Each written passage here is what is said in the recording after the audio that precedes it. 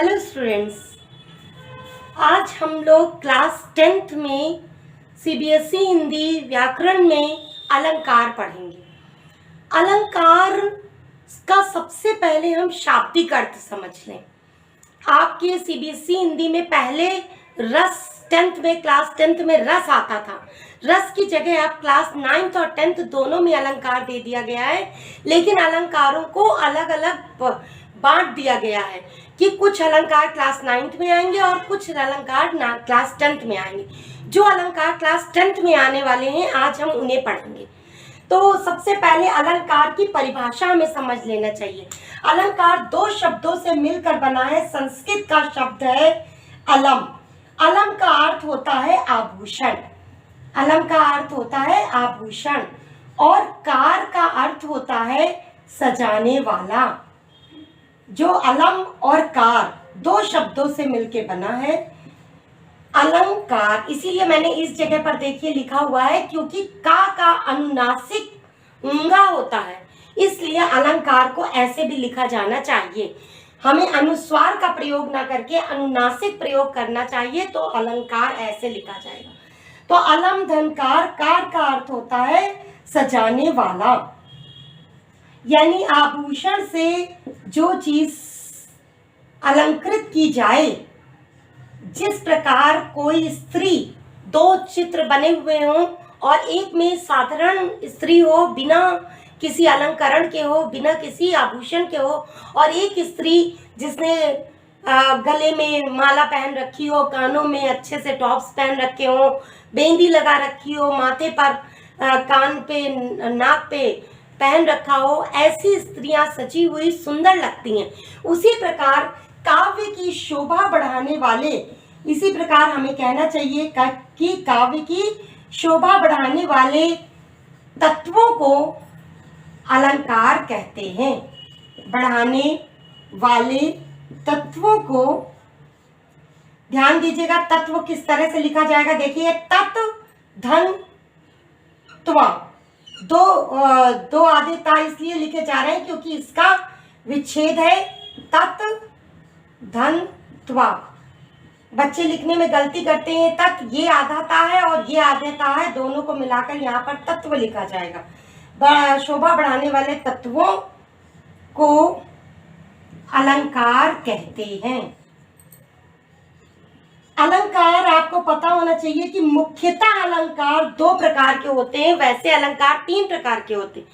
सबने सुने शब्द अलंकार और अर्थालंकार, तो सभी जानते हैं। एक होता है उभयलिंग अलंकार, जो शब्दों और अर्थों दोनों से चमत्कार उत्पन्न करते हैं। ऐसे अलंकारों को उभयलिंग अलंकार कहते हैं। जो आपको नहीं पढ़ना है 10th में, तो आपको सिर्फ जानना है कि अलंकार दो प्रकार के होते हैं। मुख्यतः अगर आपके में पूछा जाए कि अलंकार कितने प्रकार के होते हैं, तो अलंकार मुख्यतः दो प्रकार के होते हैं। पहला शब्दालंकार और दूसरा अर्थालंकार। अब देखिए, शब्दालंकार में मुख्यतः तीन प्रकार के अलंकार पाए जाते हैं। तीन प्रकार के मुख्य अलंकार है जो आपके क्लास 10th और 9th के सिलेबस में है। उनमें मैं बात करती हूँ सिर्फ कि शब्दालंकार तीन होते हैं, अनुप्रास, यमक और श्लेष। तो शब्दालंकार में कौन कौन से होते हैं? शब्दालंकार के अंतर्गत आते हैं तीन। पहला होता है अनुप्रास, दूसरा है यमक और तीसरा है श्लेष। क्यों? क्योंकि इन तीनों में ही शब्दों से चमत्कार उत्पन्न होता है। आपके क्लास 10th में ये है श्लेष अलंकार, ये मुख्य है। अनुप्रास यमक आप क्लास 9th में पढ़ चुके होंगे। क्लास 10th में आपको श्लेष अलंकार पढ़ना है, जो कि क्लास 10th में दिया गया। अब हम बात करेंगे श्लेष अलंकार के बारे में। श्लेष अलंकार का अर्थ होता है श्लिष्ट, अर्थात चिपका हुआ। यानी कि जब कोई शब्द एक से अधिक अर्थ देता है, वहां पर श्लेष अलंकार होता है। एक से अधिक अर्थ कैसे? जैसे चरण धरत चिंता करत, चितवत चारव ओर, सुबरन को खोजत फिरत कवि व्यभिचारी चोर। यहाँ पर चरण धरत शब्द में 3 लोगों के लिए 3 अर्थ अलग अलग निकाले जाएंगे। कवि के लिए चरण रखना मतलब पदों को रखना, यानी कि छंद रखना। चरण धरत और चिंता करता है तीनों, कौन कौन? कवि, व्यभिचारी, चोर। इसी तरह सुबरन के लिए भी तीनों के अर्थ में अलग अलग अर्थ निकाले जाएंगे।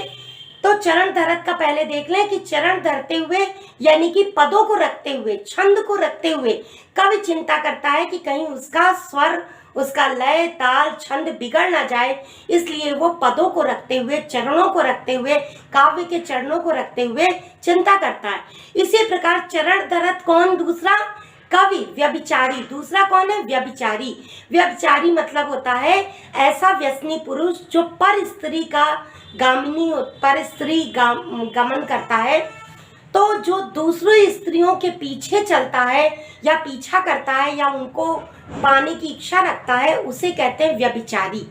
व्यभिचारी भी किसी भी स्त्री के पीछे जाते हुए उसके लिए, उसको पाने की अभिलाषा में वो हमेशा चिंतित रहता है, चरण रखते हुए चिंता करता है कि कहीं ऐसा ना हो कि उसका प्रणय निवेदन या उसकी जो सुझाव है, उसका जो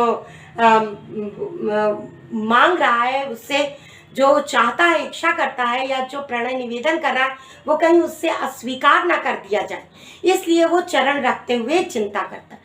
इसी प्रकार चोर के अर्थ में घर में किसी के चरण रखते हुए वो चिंता करता है कि कहीं कोई जग न जाए।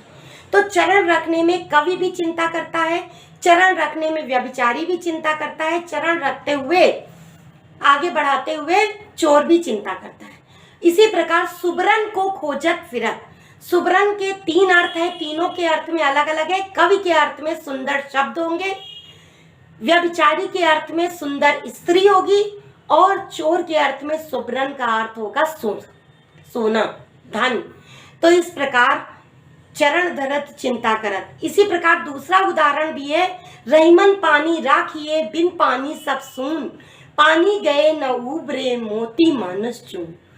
इस प्रकार पानी के लिए तीनों के शब्द में अलग अलग अर्थ है। मोती के संदर्भ में पानी का अर्थ चमक है, मनुष्य के संदर्भ में पानी का अर्थ लज्जा, हया, शर्म, स्वाभिमान, आत्मसम्मान, ये सारे भाव हैं मनुष्य के अर्थ में कि मनुष्य को पानी रखना चाहिए, अर्थात मनुष्य को लज्जा रखनी चाहिए, शर्म रखनी चाहिए, आत्मसम्मान का भाव रखना चाहिए। और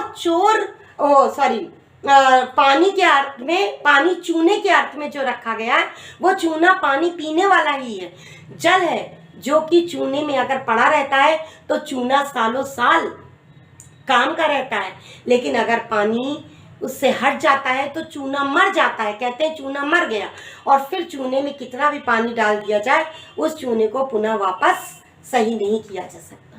तो इसलिए मोती के अर्थ में पानी का अर्थ है चमक, मोती के संदर्भ में पानी का अर्थ चमक है, मनुष्य के संदर्भ में शर्म, लज्जा, हया, और चूने के अर्थ में जल का अर्थ दिया हुआ है। इस प्रकार श्लेष अलंकार को हम समझ लें। इसके बाद अर्थालंकार के अंतर्गत, हमारे अर्थालंकार के अंतर्गत जो आपके सिलेबस में क्लास 10th में है, वैसे तो बहुत सारे अलंकार होते हैं अर्थालंकार में, लेकिन जितने हमारे सिलेबस में हैं हमको उतने ही देखने होंगे। तो आपकी उसमें उत्प्रेक्षा अलंकार है, दूसरा कहें तो मानवीकरण है, और तीसरा कहें तो अर्थालंकार के अंतर्गत अतिशयोक्ति अलंकार है, अतिशयोक्ति। तो इस प्रकार आपके क्लास 10th में मैंने बताया कि 3 अलंकारों, मुख्य रूप से 4 अलंकारों का प्रयोग सिखाया गया है। अर्थालंकार में 3 अलंकार पूछे जाएंगे। ये अलंकार आपका 4 मार्क्स का आएगा। ऑब्जेक्टिव टाइप ऑफ क्वेश्चन आएंगे, जो भी आपका व्याकरण में है, वाक्य के आधार पर अर्थ भेद, वाक्य के आधार, वो रचना के आधार पर वाक्य भेद, रचना के आधार पर वाक्य भेद मैंने वीडियो बनाया हुआ है, उसे भी आप देख सकते हैं। वाच्य है, वाच्य का भी वीडियो बनाया हुआ। ये सब 4-4 नंबर के हैं। 16 नंबर की आपकी हिंदी की व्याकरण होगी क्लास 10th CBSE में, इसलिए आपको इसमें चारों टॉपिक को अच्छे से पढ़ना होगा।